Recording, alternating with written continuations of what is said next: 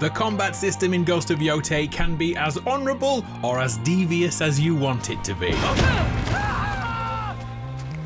Like sending a fire arrow into long grass and watching all the bad guys go up in flames. A huge thank you to PlayStation UK for sponsoring this video. Today we are going through all the essential combat skills you need to know, like how to win every standoff you face. But before all that, let's get the foundations of Atsu's combat under our belt. Once unlocked, we can choose any of the 5 weapons in any fight we face, and it's always possible to win, but it will take a lot more time and sweat to break through, and that's because each weapon is designed to counter a specific enemy type, making this a deadly game of rock, paper, scissors, or rather pole, sickle, katana. If you're ever unsure, hold R2 in the melee menu and you'll be reminded when to use each weapon against polearms, sickles, shields, and brutes. For example, the dual katanas are here to combat enemies with long-range melee weapons, like a staff or spear. Any foe with long reach, aka a polearm, can easily be countered with dual katanas. Use triangle, your heavy attack, to break their block to stagger them. Once that shatter animation is spotted, use light or heavy attacks to inflict damage. And that's the core combat loop in Yōtei. Identify your opponent's weapon, switch to your best suited weapon,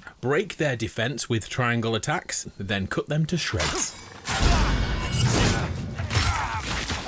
Here's all our weapons and when they are best suited in each fight. Should the enemy bring a spear, then we're switching to our dual katanas to break their guard quickly. When they are armed with a shield, we switch to the Kusurigama and shred their defense. And if they have a weapon with a sickle on the end or an axe, like the dual kama or the Kusurigama, we are switching to the spear, aka the Yari. And finally, if we face brutes, this one is regardless of weapon type. It's all about their sheer size, man-mountains. The big guy's real weakness is the Odachi, a sword the size of a man to take out the biggest units on the battlefield.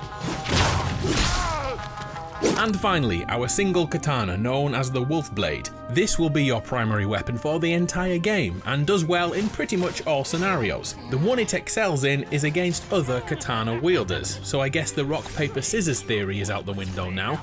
You see a katana, you choose a katana. Easy, right? Here's an infographic with all that information on. Take a screenshot as a reminder, it's definitely worth it. And remember the mantra: identify, switch, break, destroy.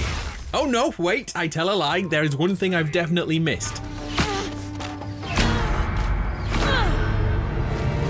The very first thing you should do in every fight is take out the damn archers first. These guys do tend to be very weak, so it won't take you long. A quick arrow or a manic run across the battlefield to prioritize their demise is definitely the best way to play. There is also a way to unlock arrow parries in the survival skill tree if hunting down archers doesn't fit your playstyle and you want to stand your ground like a total badass.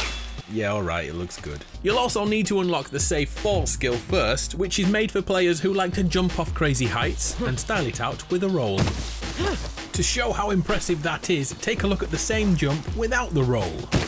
Damn, that's more damage than I expected. In the early game, you'll have 1 or 2 weapons at your disposal, so it's a great idea to make a note of the enemy type that is causing you the most issues, as we can direct the story towards the weapons we want to unlock. I had trouble with the shielded soldiers at first, so I made sure I followed up on the Kusurigama master as soon as possible, and legend has it, he lives in the north. As Ghost of Yōtei progresses, some enemies will bring more than one weapon into fights. A massive tip here is to look for it as soon as possible. Most have them worn on their backs. By identifying both weapons quickly, we can be fully prepared to switch to the correct weapon mid-fight. This is probably the biggest tip of all when you take on the dueling side quest. Ghost of Yōtei brings in a really cool mechanic that allows our enemies to disarm Atsu.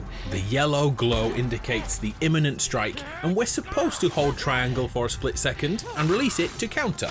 Failure to do so has us running around weaponless for a moment, unable to defend ourselves. The first few times this happens, you'll likely run around helpless trying to grab it back, but remember, if you have other weapons, quickly switch to one of them. Only the disarmed weapon is gone, not all of them, the rest are still here, and believe me, fighting back with a weaker weapon is far superior than trying to dodge and weave your way through. The only difference to this is if we lose our katana, we'll be unable to use our dual blades too.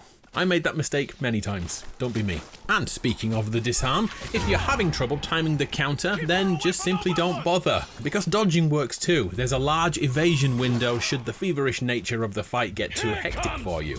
They can't disarm you if they can't hit you. Once you do master the disarm mechanic, I suggest you unlock the disarm counter in the attack skill tree. This is effectively an Uno reverse card to anyone who tries to unarm you. By mastering the counter, you will unarm your attacker, and depending on where that weapon lands, you could be the one who picks it up and throws it at another target, taking 2 people out of the fight in just 1 move. Disarm counter is your Uno reverse. In addition to melee weapons, Atsu has access to an absolute arsenal of projectiles and throwables. Too many to go through, but I do recommend one thing in particular. Unlock the flaming arrows as soon as possible and keep them stocked up. That's because all the long grass in game is highly flammable. Here's how to use that to your advantage. When chased by a group of soldiers, deliberately circle them through long grass, and when you have chance, shoot a flaming arrow at the ground. Almost immediately, all the guards will be set alight, and it's just a waiting game to claim victory without unsheathing a weapon. It's a great piece of crowd control. So we should talk about our new wolf friend. Each time we help them on a hunt, we'll unlock an upgrade point towards our friendship, and eventually we'll learn the Song of the Wolf tune for our shamisen, which when played will ask the wind where the wolves need our help next. A tip here is to invest in the wolf call skill point, which changes how that song works. Now, whenever we play near the enemy camps, the wolf will come and join us. Sneaking up on me, are we Mikage? It's like having a co-op partner who joins just before fights and also can help in standoffs too. Speaking of standoffs, they may be my favourite mechanic in Ghost games. Standing perfectly still, holding triangle until it's the right time to strike. Our opponent tries to fake us into moving first, and yeah, I've fallen for that a few times, but I now have a system where I never lose standoffs, because I stopped looking at their shoulders and started looking at their feet. If their back foot stays grounded, they are not going to attack, and the moment it lifts up, that's the moment we release our triangle button and accept victory. Forget about the bigger picture for once and just concentrate on their feet, and you'll never lose a face-off ever again. Some of our weapons have secondary uses, beyond the rock paper scissors technique. Picture the scenario, you're desperately outmanned, but you pull out the Kusurigama as it's a wonderful crowd control option. By holding triangle and then releasing it, you'll unleash this spinning attack that interrupts, damages and knocks back all the soldiers in the vicinity and gives you a great opportunity to reposition. What's particularly impressive is that the enemy will get used to this move and back away, instantly diffusing any manic moments. Another unique trait of the Kusurigama is its quiet nature, and when you can, unlock the Lethal Talons skill, as you will become like Scorpion from Mortal Kombat. Get over here! This isn't just beautiful, it also allows Atsu to stealth kill a foe without leaving the safety of her cover. In harder difficulties, this is a godsend. Get over here! Probably my favourite inbuilt ability is in the Yari. By unlocking the Typhoon Kick, we can hold down triangle and kick away any enemy even if they are mid-attack. But I'll be honest, the main reason I used it is to kick enemies from crazy high ledges like off cliff tops or lookout towers. It's so satisfying.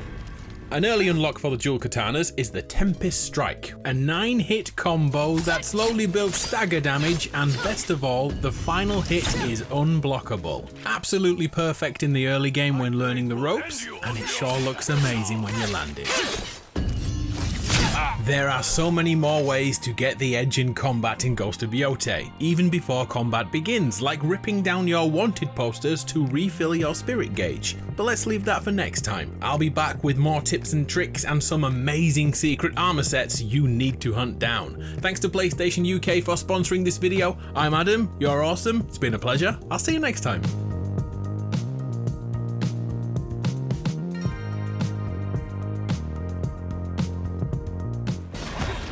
I need to stop doing that move.